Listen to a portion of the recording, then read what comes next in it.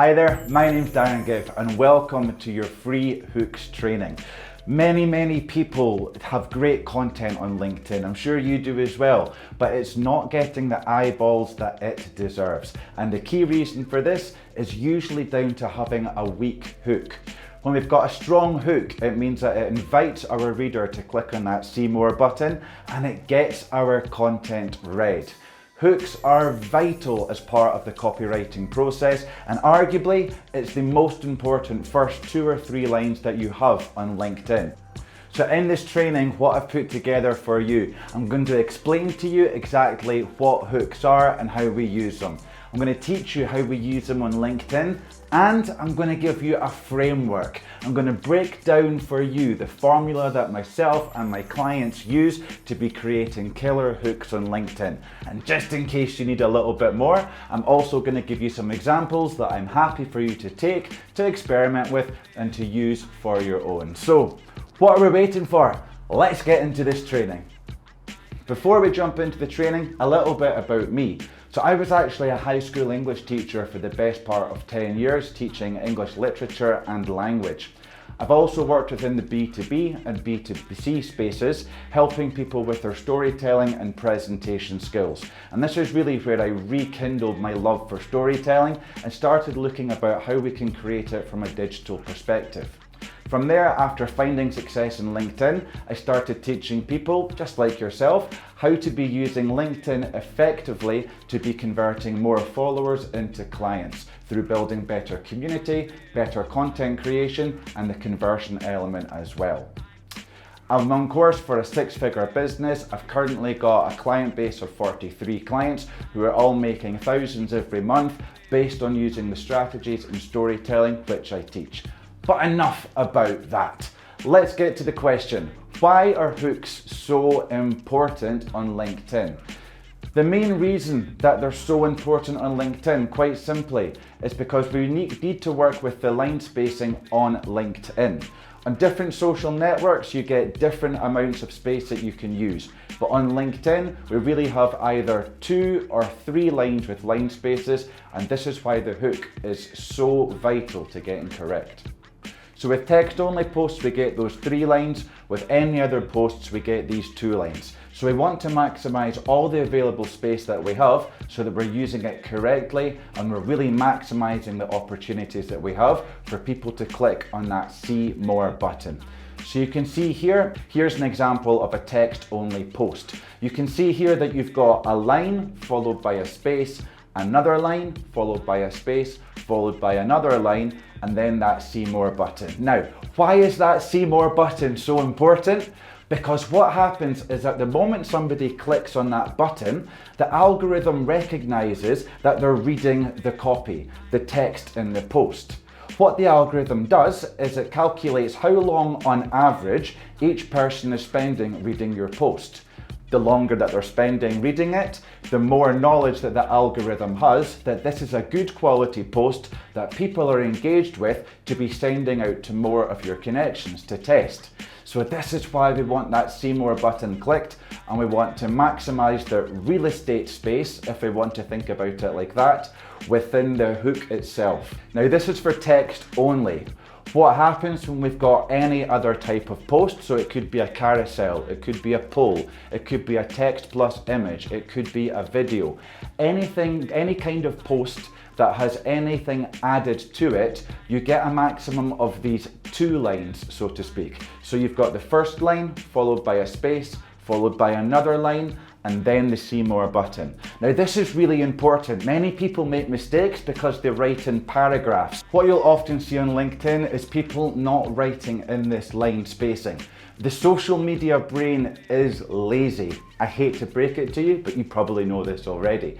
The moment a user is confronted with 3 lines all together in a mini paragraph, it's too much for us to read. Remember, you're competing against thousands of every posts every day. So you want yours to be the one that stops the scroll. And I'm going to let you know a little bit more about that and how we can do that using hooks in just a little bit. This is key, so be using these line spacing. If it's any kind of post with any sort of extra thing like an image, a video, a poll, a carousel and so on, or if it's text only, that short sentence, that line, space, line, then the see more button. Really be concise, really get straight to the point. When we write in paragraphs, it just becomes too difficult for us to read, so we scroll on past it. So this is the format that you want to be thinking about. If you're doing a text only post with nothing else added, you have those 3 lines like the top image shows. If you've got any other type of post with any other type of attachment, you've got this type of post. So always be really utilizing that real estate, so to speak, when it comes to LinkedIn and writing your hook for the copy. It couldn't be more important, and I'm going to break it down for you in just a minute. Before I do, what I'd like to share with you is a case study of mine. So one of my clients, Andre Lamb, he went from having 3 likes and no comments to within 2 months having 91 likes, 1 share and numerous comments. He's built a community around everything that he does, and he's seeing the benefits of it. Andre's an awesome coach. He really wasn't getting the traction that he deserved on LinkedIn. So what we did is he learned the strategies, he learned about hooks especially, about copywriting and the strategies to convert, and he's experiencing explosive growth at the moment. He's got more inbound leads than he knows what to do with. You can take a look here, having gone from those 3 likes to 91 likes. He gets podcast appearances, he's asked on live streams. His visibility and authority is just so much better. And a lot of this comes down to the fact that he's using hooks far more effectively. That great content he had was getting lost beforehand. Simply by having knowledge about hooks, having knowledge about how to construct them and write them well, that really stops the scroll, we are now able to start having far more traction in his content, and as a result, he's getting far more business. But anyway, enough about Andre. So how do we create this killer hook? The big question. So if it's a text only post, it varies a little bit to any other type of post. So I'll give you an example here. The first line is super important. It's the most important line. It stops the scroll when people are scrolling through their news feed on their mobile phones or on desktop. This is what we always want to be doing. We always want to be stopping the scroll. It's a pattern interrupt. We're interrupting that pattern of people monotonously scrolling through their feed until they find something which catches their attention. So this is what we want to do. We stop the scroll. You can see it here. The first line should be a little bit spiky.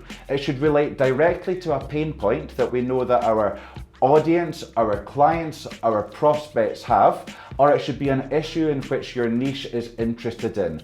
Grab that interest very early on. Don't be afraid of being a little bit spiky, a little bit polarizing, offering a different opinion as to what people would usually expect from you. That's not a problem. It could often be the opposite of what people would normally expect you to say. And in storytelling, we have a relatable character. What's quite useful for hooks is to think about and focus on what I call a relatable enemy. An enemy that many of your niche have problems with. And look to be polarizing. Quite often there's a lot of commonality on LinkedIn. Everybody's quite vanilla. There's nobody really standing out. If you're a coach or a solopreneur, you're competing against thousands of other people on the social network, being LinkedIn. So what you want to do, you want to stand out. Don't be afraid of being bold. You're an expert in your space. Be bold, stand out, be memorable, and this is what a good hook allows you to do. So don't be afraid of being polarizing here. You can see here in this example, I've said, looking for loads of likes, post a photo of a cat. I then go into that second line here, and always think, before I move on, always thinking, would this make me stop the scroll? So when you go on that first line, really think, would this make me stop the scroll? And if the answer is no, you need to rework that hook so that it would. So that first line's really grabbing people in because people want lots of likes on social media. I work with solopreneurs and coaches all the time, helping them to create better content that converts followers into clients. So it makes sense that they want lots of likes. That's one thing that people would want. So it's stop the scroll there, and I've given them a simple answer, post a photo of a cat. The second line, it's related to that first line there. Looking for loads of comments, post something controversial. Develop the first line a little bit. Raise that intrigue, take it into that next level. It also works well to have it contrast with that first line. It's another way that we can do it. So having the first line perhaps being something that would be unexpected for you to say, and then contrasting with something that you would say. That contrast is really powerful when it comes to copy, to really grab people's attention and to get them reading on. Aim to pique the reader's interest here and widen that curiosity gap. Make them even more intrigued. And this is what this post here has done. I've got the first line about the want lots of likes, post a picture of a cat. Loads of comments, post something controversial. It's opening up this curiosity. It's as if I'm giving you a formula to be able to go viral on LinkedIn. But implicitly, there's going to be another point to this. And this is what takes us on to that third line. But emotive language is so important here. Be using emotive language that's going to strike an emotional chord with your readers. Asking and answering questions is a really nice type of hook as well, just like I've shown in here. So we've got our first line really standing out, really stopping that scroll. The second line is developing that, or it can be used in contrast to it, but it's opening that curiosity gap. Then that third line for our text-only posts, that curiosity gap is wide open now. People really want to know what happens next, and they're now reading that third line. The idea here is that they need to know that answer, and that's what I've done with this third line here. But if you're looking to build a community that drives your business, who wouldn't now want to click on the See More button? Again, my niche is solopreneurs and coaches who are struggling on LinkedIn and want to be using it to turn followers into clients. They all want to be getting more traction on LinkedIn. This post has been deliberately designed to do exactly that.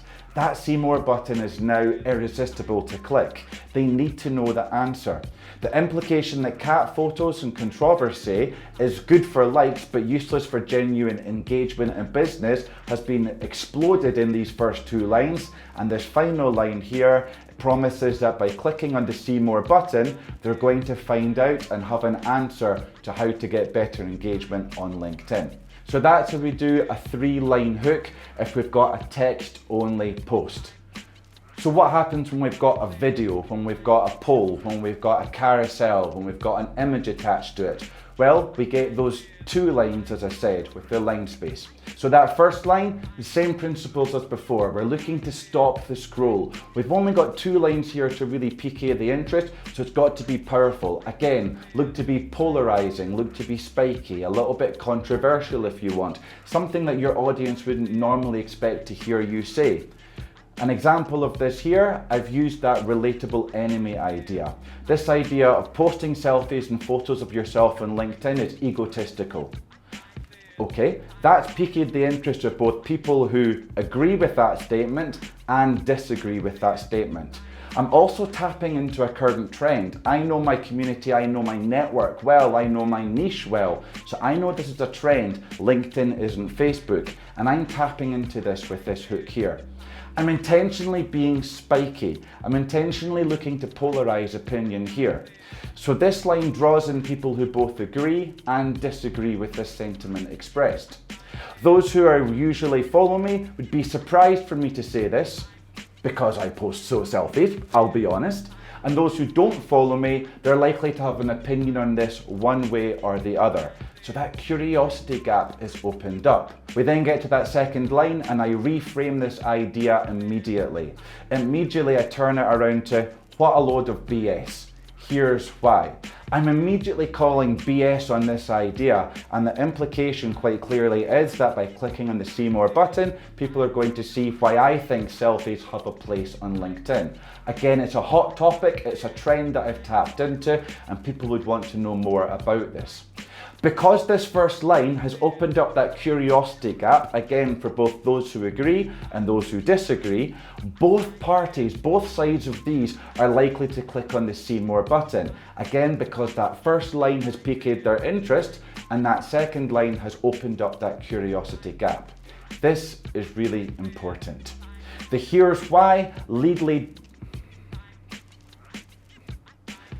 the "here's why" sentence directly leads into clicking that see more button. Little pro tip, don't be afraid of using an emoji or a few dots to show that there's more information below this text for people to be reading.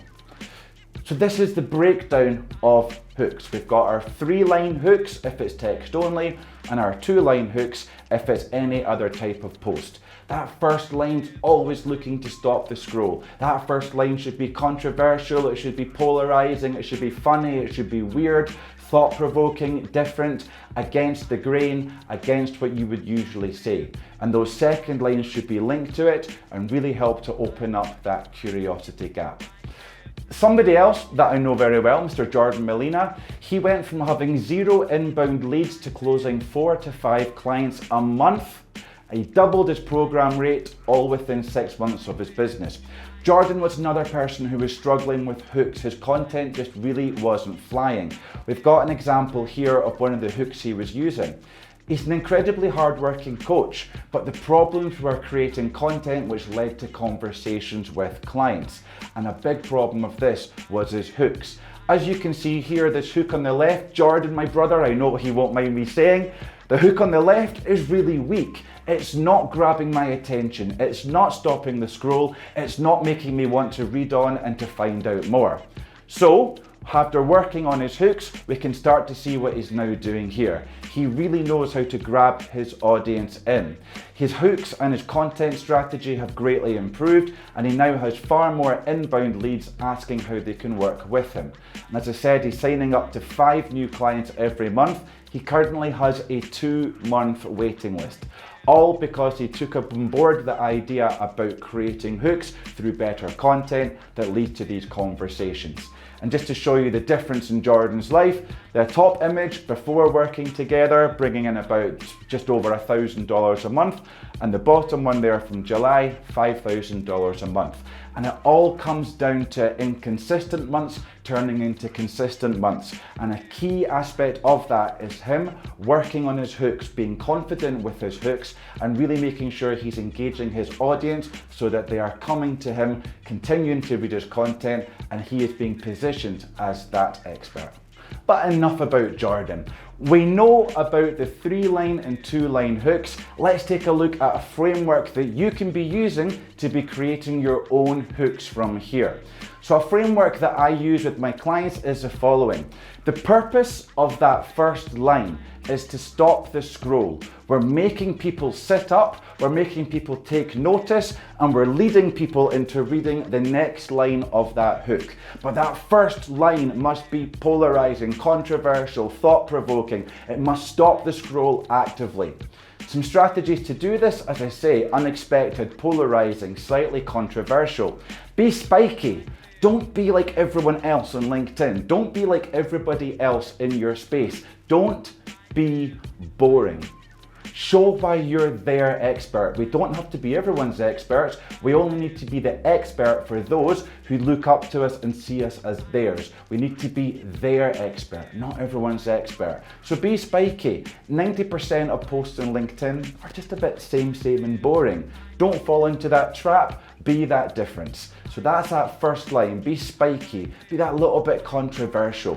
Make it relevant. Make sure it speaks directly to your community. It should always be focused on a pain point, a problem that they have. It should always be looking to solve problems, to help them out, to help them to view problems in a different way. Show how you view problems and how you're able to fix them. Sharing that knowledge. This is the purpose of your content. Every piece of content should have this, and that first line should have that relevancy, so people immediately know it is speaking to them. Be their expert. Show how you view this issue, this problem, and why you are an expert in your space. This is so important. Use emotive language within this line, within the hooks as well, because it helps to hit that emotive place within your readers' hearts. Therefore, they're far more likely, just like storytelling, to be connected with you. So use emotive language to really stand out. The first line, these are the strategies to be using to make sure you stand out on LinkedIn and you're creating a better hook. Let's jump into that second line then. So the second line, the purpose of it is only available in text-only posts, if we want to think about it this way. So only thinking about this as being text-only posts, and it's to draw intrigue into that third line. Strategies to do it. We can use the second line in a text-only post to contrast with that opening line. Also experiment with if you're doing just a two-line post, so any other type of post, use it to experiment where you've got the first line and the contrast being in that second line. But if you're doing a text-only post where you've got the line, space, line, space, line, that second line should be used to contrast that opening line. Again, use emotive language. It can be used to answer a question posed in the opening line. Now, don't overly rely on this type of hook, but it's a nice type of hook that you can be using. And don't worry, I've got different types of hooks coming for you in this training, so you can be experimenting with them. Don't worry about it. But we can be using this to answer that question posed in that first line. Again, in a text-only post, we've got these two lines. We're now on to our third line. The purpose being it fully opens up that curiosity gap. Our reader must now click on that button to find out more about it. Be careful. This isn't clickbait. We are not being clickbaited where the top few lines sound amazing and the content itself's a bit crap. That's not what we're doing here. You must make sure you've got quality content, which I'm sure you do, to supplement the great hook that you're writing. But it must be so good that it forces them, this third line, to click on that see more button. The curiosity gap is wide open. So it should implicitly show that by clicking on the see more button, what they're going to receive, what the benefit of clicking on the see more button is going to be for them. Always be thinking with social media that the social media user, your audience, always subconsciously think, what's in it for me? By reading this post, what's in it for me? And 9 times out of 10, they want to learn something more. They want to see your opinion. Or even that 1 time out of 10, perhaps more, they want to see a bit about your personal life. But the majority of the time, they want to learn from it. They want to either be entertained or educated. If you can bring the two together into edutainment, even better. But always be delivering with value on that content. This final line is what drags them in to click on that see more button. And remember, once that see more button's been clicked, dwell times gets activated and the algorithm has a better opportunity to push your content out if people are reading through it. So it's a win-win. It helps to position you as their expert as well. Really through here, we're positioning ourselves. This is the whole idea of hooks, is how we're growing our communities. You're positioning yourself as your niche's expert. Just like I showed you beforehand when I was talking about the selfies, selfies on LinkedIn being BS, here's why. It's drawing them in and being positioned as an expert. This is why, for me, selfies have a place on LinkedIn. I am seen as that expert within my community, so it encourages that click on the see more button. But even better, those who don't know me are likely to be intrigued by what I've got to say and are likely to click on that see more button. So always be thinking about this. That final line is the final push to earning that click on the see more button. So now we've got a better idea of the framework and how each line functions, let's take a look at some hook examples to get you going. So, a few different types of hook that you can use are numbers. One thing I wish I had known, for example, 3 ways to achieve X or solve Y problem. 7 mistakes you are making, whatever it is. Numbers are really nice in hooks because it quickly sets out that it's not going to be a long, laborious process for the person to read. They know that they're going to get X number of bits of information in a list kind of format that they're going to be able to follow, implement, and make their lives that little bit better. So numbers are a really nice way to begin with a hook. An example could be, there's one thing I wish I'd known when I started out. It's not about believing in myself or being consistent. It's far bigger than that. Again, just look at this. There's one thing, one key thing that I wish I had known before I started out creating content on LinkedIn. It wasn't about what we often get told, be consistent, believe in yourself. It's something else. It's far bigger than that. And that final line is inviting that click on the see more button. So experiment using with numbers in your hooks, because it's really quick, it's actionable, and it gives the impression it's not going to be a lot to learn. It gives that quick fix which your audience are looking for. So numbers are a really nice way to be starting off with hooks, and you can use a similar example to the one I've given here. Another nice thing that you can be doing is to using a hook to arouse curiosity. Really get that curiosity gap opened up. So something along the lines of, what if I told you? Or getting new clients doesn't have to be difficult. Or writing a hook shouldn't take hours. Again, I'm directly addressing the pain point in that first line, and I'm opening up the curiosity right from the beginning. Don't read this if you are lazy. What a great cue to be using, because naturally people will not feel themselves to be lazy, so they want to go on and to read a little bit more in the next lines. So for example, it used to take me 20 minutes to write a hook. Well, people will identify with that. The reason you're watching this video is because you know that you want to improve your hooks. So you can identify with this. I've dragged people in and I've got that curiosity given. The next thing, and they still sucked. There's that realization it would take me 20 minutes, but my hooks still sucked. I'm showing self-awareness here in the second line. I'm opening up the curiosity gap. I'm using it not so much to contrast the first line, but it's unexpected. You'd imagine after 20 minutes my hooks would hopefully be good, but in this situation, they're not. They still sucked. So the third line leading into the see more button, here's what changed everything for me. Again, people know if they click on the see more button, they're going to get the key advice that's going to help them to get their hooks better and to stop sucking like mine did. There's also the implication that it's going to be a far quicker process than 20 minutes to write a hook. So it's begging the click on the see more button, and it's taking them in to reading the body and the content. Another way that you could do it as well, questions. Super powerful. So think about, what problems do your niche, your audience have? What trends, what problems do you see popping up time and time again? What questions do they ask? If you're on a call with them, what kind of questions do they ask? If you create content, what questions are they asking within the content? This is a great place to be starting as well. Starting with a question instantly draws people in, because if it's a question that they also have, they're far more likely to stop the scroll in that first line and to want to know more about it. Again, you're that relatable character. You're showing that you understand your niche and you understand the problems that they have. Use these ideas to create question hooks. So an example would be, what happens if I don't post every day? Will your reach suffer? Here are my findings.